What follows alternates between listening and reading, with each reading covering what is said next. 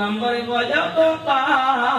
আমালহু, এবং তুমি কি আমল করেছ সে আমলটাই তোমার সঙ্গে যাবে।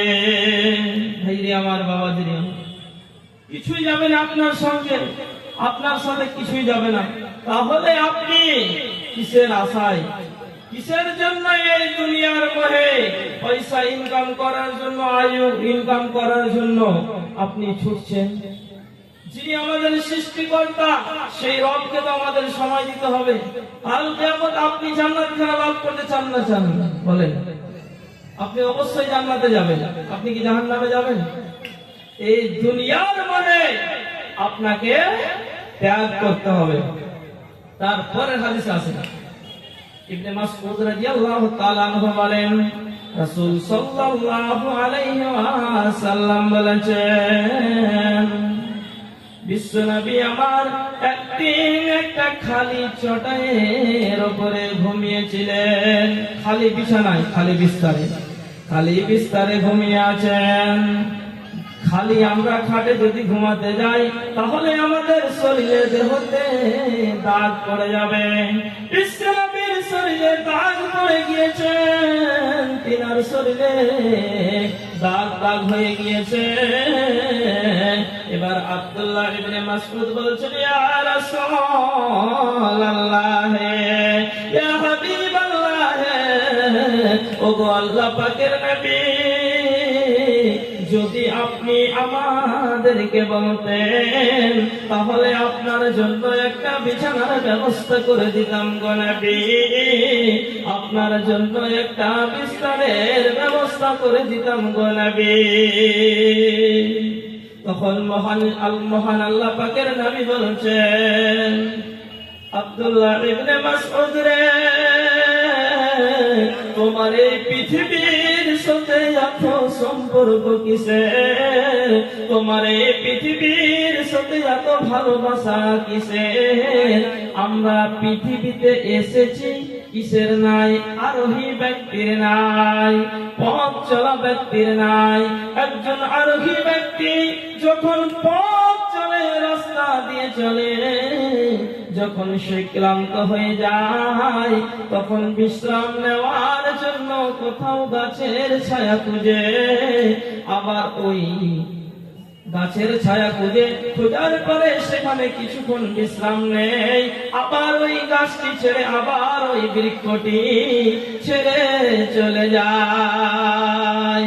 আব্দুল্লাহ ইবনে মাসউদ রে, ওই যে পথ চলা ব্যক্তি আর ওই ব্যক্তি যেমন 5 মিনিট 10 মিনিট বিশ্রাম নিয়ে নিল, তারপরে বৃক্ষটি ছেড়ে চলে গেল, সেই রকম ভাবে, সেই রকম মনে করতে হবে আমরা দুনিয়াতে এসেছি, কখন আমরা দুনিয়া থেকে চলে যাব, কখন আপনার আমার কাছে মালাকুল মউত আসবে কেউ জানে না। আল্লাহ পাকের নবী আব্দুল্লাহ ইবনে মাসউদকে কত চমৎকার কথা বললেন। ভাইরে আমার, বাবাজিরে আমার, আপনার কি গ্যারান্টি আছে আপনি আজকে জালসা শুনতে এসেছেন, আপনি বাড়ি ফিরে যাবেন? আমি কথা বলছি, বলতে বলতেই আমার কথা স্টপ হয়ে যেতে পারে। মহান সত্তা আল্লাহ সুবহানাহু ওয়া তাআলা পারেন না? ভাইরে আমার, বাবাজিরে আমার, কিছু কিছু মানুষ তারা ভেবে নিয়েছে আমরা দুনিয়াতে অনন্তকাল চিরকাল থাকবো, মরবো, মরার পরে আমাদের দেখা যাবে, যা হবে হবে। ভাইরে আমার, বাবাজিরে আমার, এরকম আপনার মন্তব্য।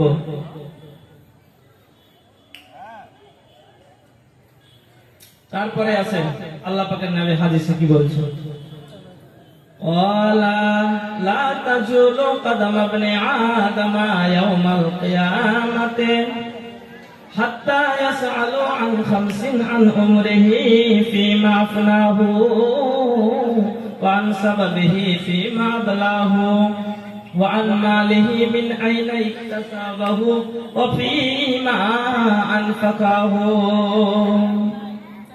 আল্লাহ রাসূল বলছেন, ক্বালা লা তাজুলু কদম ইবনে আদম, এই আদমের সন্তানেরা এক পা একটা কদম আগাতে পারবে না, তাদেরকে ৫টি প্রশ্ন করা হবে, 5টি সওয়াল করা হবে। সে যতক্ষণ পর্যন্ত 5টি সওয়ালের উত্তর দিতে না পারবে, 5টি সওয়ালের জবাব না দিতে পারবে, অতক্ষণ পর্যন্ত এক পা আগাতে পারবেন না। সে 5টি প্রশ্ন কি? ওয়ান উমরিহি, মহান সত্তা আল্লাহ সুবহানাহু ওয়া তাআলা বলবেন, তোমাকে আমি বয়স সম্বন্ধে জিজ্ঞাসা করা হবে। মহান সত্তা আল্লাহ সুবহানাহু ওয়া তাআলা বলবেন, ওরে বান্দা, তোমাকে আমি 1 নয়, 2 নয়, 10 নয়, 20 নয়, 60 বছর, 70 বছর পর্যন্ত হায়াত দিয়েছিলাম রে বান্দা। সে সময়টাকে তুমি কি কাজে কাটিয়েছ? কি কাজে সময়টাকে ক্ষয় করেছ? সুদ খেয়ে, মদ খেয়ে, জেনা করে, ব্যভিচার করে কাটিয়েছিলে, না আমার ইবাদত করে কাটিয়েছিলে? পাই পাই করে মহান আল্লাহ রাব্বুল আলামিন আপনার কাছে হিসাব নিয়ে নেবেন। আপনি যদি ওই সওয়ালের জবাব না দিতে পারেন, একটা কদম আপনি আগাতে পারবেন না। তারপরে ওয়ান উমরিহি, তারপরে ওয়ান সাবাবিহি, আপনার যৌবন কাল সম্বন্ধে আপনাকে প্রশ্ন করা হবে। মহান সত্তা আল্লাহ সুবহানাহু ওয়া তাআলা বলবেন, ওরে বান্দা, তোমাকে আমি যৌবন কাল দিয়েছিলাম রে বান্দা, যৌবন কালটাকে তুমি কি কাজে ক্ষয় করেছ? কি কাজে ব্যয় করেছ? ফ্রি ফায়ার খেলে কাটিয়েছিলে, না পাবজি খেলে কাটিয়েছিলে, না জালসার মেলাতে আড্ডা পিটে মেয়েদের সঙ্গে ঘষ্টাঘষ্টি করে কাটিয়েছিলে? এইভাবে কাটিয়েছিলে না কোন ভাবে কাটিয়েছিলে? এই প্রশ্নের জবাব যতক্ষণ পর্যন্ত আপনি না দিতে পারবেন, এক পা আগাতে পারবেন না। ওয়ান উমরিহি ফীমা আফনাহু, ওয়ান সাবাবিহি ফীমা আবলাহু, ওয়ান মালিহি মিন আইনা ইকতাসাবাহু। 3 নম্বরে আল্লাহ পাকের নাম করলেন, আপনার মাল সম্বন্ধে আপনাকে প্রশ্ন করা হবে। তুমি যে মালটা উপার্জন করেছিলে, মালটা কামাই করেছিলে, কামিয়েছিলে, সেটা হালাল পথে কামিয়েছিলে না হারাম পথে কামিয়েছিলে? সেটাও হিসাব আপনাকে দিতে হবে।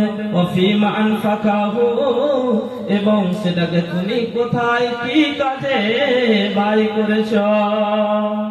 এটা মহান সত্তা আল্লাহ সুবহানাহু ওয়া তাআলা আপনার কাছে পাই পাই করে হিসাব নিয়ে নেবে।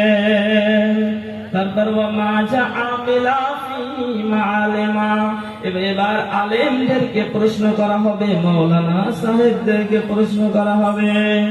ও মাওলানা সাহেব, আলেম সাহেব, আপনি আলেম হয়েছিলেন, মাওলানা হয়েছিলেন, সে অনুযায়ী তুমি কি আমল করেছ? সমস্ত কিছু আপনার কাছে পাই পাই পাই পাই করে হিসাব নিয়ে নেবে। ভাইরে আমার, বাবাজিরে আমার। তারপরে আরেকটা আছে, 3 শ্রেণীর লোক, আল্লাহ সালাসাতু কাদ হারামাল্লাহু আলাইহিমুল জান্নাহ। 3 শ্রেণীর লোকের প্রতি মহান সত্তা আল্লাহ সুবহানাহু ওয়া তাআলা জান্নাত হারাম করেছে। 3 শ্রেণীর লোক। সেই 3 শ্রেণীর লোক কি? আল্লাহ সালাসাতু কাদ হারামাল্লাহু আলাইহিমুল জান্নাহ মুদমিনুল খামর। আল্লাহ রাসূল বলছেন, মুদমিনুল খামর, সদা সর্বদা নিষেধাজ্ঞ দ্রব্য পানকারী। সেই ব্যক্তি কি করবে রে?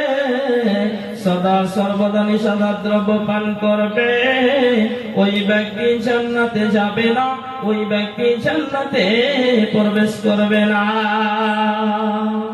আপনি যদি জান্নাত যেতে চান, আপনি যদি জান্নাত পেতে চান, তাহলে আপনাকে এই নিষেধাজ্ঞ দ্রব্য আজ থেকেই ত্যাগ করতে হবে।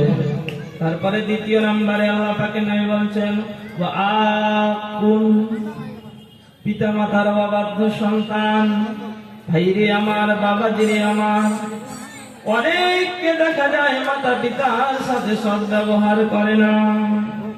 যুবক, তুমি কেমন করে তোমার মাতাকে কষ্ট দাও? তোমার মাতার গর্ভে যখন তুমি এসেছিলে, তোমার মাতার পেটের মধ্যে যখন তুমি জন্ম নিয়েছিলে, তোমার মায়ের মুখে মুখে ভাব শুরু হয়ে গিয়েছিল। তোমার মা কিছুই খেতে পারছিল না। যখন তুমি কিছুদিনের হলে, 5-6 মাস 7 মাসের হলে, তখন তোমার মা কত কষ্ট করেছে। তোমার মায়ের কত কষ্ট হতো, চলাতে বলাতে, উঠাতে বসাতে, জাগনে শয়নে স্বপনে সর্ব অবস্থায়। যুবক রে, তোমার মা কত কষ্ট করে তোমাকে লালন পালন করেছে। যুবক, তুমি কেমন করে তোমার মাকে ভুলে যাও? ভাইরে আমার, বাবাজিরে আমার, শুধু তাই নয়, 1 নয় 2 নয়, 2 বছর 2.5 বছর পর্যন্ত কি করেছে তোমার মা? তোমাকে একটানা দুধ পান করিয়েছে। তোমার মা রান্না করতে গিয়েছে, এবার যখন তোমার কান্না শুনেছে, তুমি যখন ক্যা করে উঠেছো, তোমার মা রান্না ছেড়ে দিয়ে তোমার কাছে এসে কি করেছে? তোমাকে দুধ পান করিয়েছে। তুমি কেমন করে যুবক তোমার মাকে বলে ভুলে যাও? তুমি বউকে পেয়ে নিয়েছো, নিয়ে যুবক কি করেছ? তোমার মাকে আজ ভুলে গিয়েছ। ভাইরে আমার, বাবাজিরে আমার, আমরা মাকে বলে আজ অনেক যুবক কি করেছে? ভুলে গিয়েছে। ভাইরে আমার, বাবাজিরে আমার, বউ পেয়ে নিয়েছে, এবার বউ যেটা বলছে, বউয়ের কথাই সে চলছে। ভাইরে আমার, বাবাজিরে আমার, মিষ্টি বউকে আপনি পেয়ে নিয়েছেন। ওই জন্য কবি বলছেন, মিষ্টি বউ আমার, কেন দেখি মন খারাপ তোমার? মিষ্টি বউ আমার, কেন দেখি মন খারাপ তোমার? আজ বাড়িতে কি হয়েছে? মা নাকি কিছু বলেছে? জলদি করে বলো আমায়, দেরি তো আর সহে না। মিষ্টি বউ আমার, কেন দেখি মন খারাপ তোমার? তোমায় আমি করতে খুশি, দিতে পারি গলায় রশি। তোমায় আমি করতে খুশি, দিতে পারি গলায় রশি। আশা না থাকলে তোমার, ভরসা না থাকলে তোমার, ট্রাই করে দেখো একবার। মিষ্টি বউ আমার, কেন দেখি মন খারাপ তোমার? তোমার মায়ের জ্বালা স্বামী সইতে না পারি আমি। জুদা না করলে আমায়, আলাদা না করলে আমায়, চলে যাব বাপের ঘর। মিষ্টি বউ আমার, কেন দেখি মন খারাপ তোমার? বউয়ের কথা শুনে কানে ছুটে চলে মায়ের পানে। বউয়ের কথা শুনে কানে ছুটে চলে মায়ের পানে। ধাক্কা মেরে ফেলে দিয়ে ভাঙলো মায়ের হাতের হাড়। মিষ্টি বউ আমার, কেন দেখি মন খারাপ তোমার? যুবক রে, তুমি বউকে পেয়ে নিয়ে মাকে ভুলে গিয়েছ। আপনার জান্নাত হবে না আপনি যদি মাথা ঠুকে মরে যান তাহাজ্জুদ পড়ে, আর মাকে যদি কষ্ট দেন, আপনার জন্য জান্নাত হারাম। বলে তাওয়াক্কালনা ওয়ালাদাইকা ওয়া ইন আমারাকা আন তাখরুজা মিন আহলিকা ওয়া মালিকা। অন্য জায়গায় বলছেন, আল্লাহ রাসূল মুআযকে বলছেন, মুআয রে, বলে তাওয়াক্কালনা ওয়ালাদাইকা ওয়া ইন আমারাকা আন তাখরুজা মিন আহলিকা ওয়া মালিকা। তোমার বাবা যদি বলে, তোমার মা যদি বলে, আমি তোমাকে জন্ম দিয়েছি, আমার জামিনে রাখবো না, তুমি উপ শব্দটি বলতে পাবে না, সেখান থেকে তুমি চলে যাও। দেখুন উল্টা চলছে। তাহলে আপনার অবস্থা কি হতে পারে? ভাইরে আমার, বাবাজিরে আমার, আপনার ব্যবস্থা কি হতে পারে? তারপরে তৃতীয় নম্বরে আল্লাহ পাকের নবী বললেন, দাইয়ুস দাইয়ুস ব্যক্তি জান্নাতে যাবে না, দাইয়ুস ব্যক্তি জান্নাতে প্রবেশ করবে না। দাইয়ুস হচ্ছে কোন ব্যক্তি? যার বাড়িতে কি করেছে? বেহায়াপনা, অশ্লীলপনা, নারী নির্যাতন, নারী ধর্ষণ চলছে বন্ধুরে। বাবা বাড়ির মালিক, সে কি করেছে? বাবা বাড়ির মালিক সে কি করেছে? গেটে চেয়ার নিয়ে বসে আছে। এবার তার মেয়ে একটা শর্ট কাটিং এর জামা পরে ঢং ঢং করে বাড়ি থেকে বেরিয়ে চলে গেল বেহায়ার মতো, ওড়না নিল না, তাকে বলা হয়েছে দাইয়ুস। আর ওই দাইয়ুস ব্যক্তি জান্নাতে যাবে না, ওই দাইয়ুস ব্যক্তি জান্নাতে প্রবেশ করবে না। আজকে দেখেন মেলাতে ঘুরছে, বাজারে ঘুরছে, অসংখ্য মহিলা, ছেলে মেয়ে, তারা চোখের জেনা করছে, জেনা ব্যভিচার চলছে। আজকে এই জলসা করে কি হবে আমাদের যদি আমরা এই মেলাকে না উঠাতে পারি? ভাইরে আমার, বাবাজিরে আমার, আজ দুঃখের বিষয়, বড় দুঃখ লাগে বলতে। এই মহিলারা আজকে এই নগ্ন, অর্থনগ্ন পোশাক পরে তারা চলছে। মহান সত্তা আল্লাহ সুবহানাহু ওয়া তাআলা বলেছেন মহিলাদের ব্যাপারে, وقل للمؤمنات يغضضن من أبصارهن ويحفظن فروجهن ولا يبدين زينتهن। আমার আল্লাহ বলেছেন, وقل للمؤمنات, হে নবী তুমি বলে দাও, মুমিনা মহিলাদেরকে বলে দাও, মুমিনা নারীদেরকে বলে দাও, আবসারিহিন্না, যখন তারা চলবে রে, তারা যেন তাদের দৃষ্টিকে নত করে, তারা যেন তাদের চক্ষুকে নিচু করে চলে। আবসারিহিন্না ওয়া ইয়াহফাজনা ফুরুজাহুন্না, এবং তারা কি করে? লজ্জা স্থানে হেফাজত করে।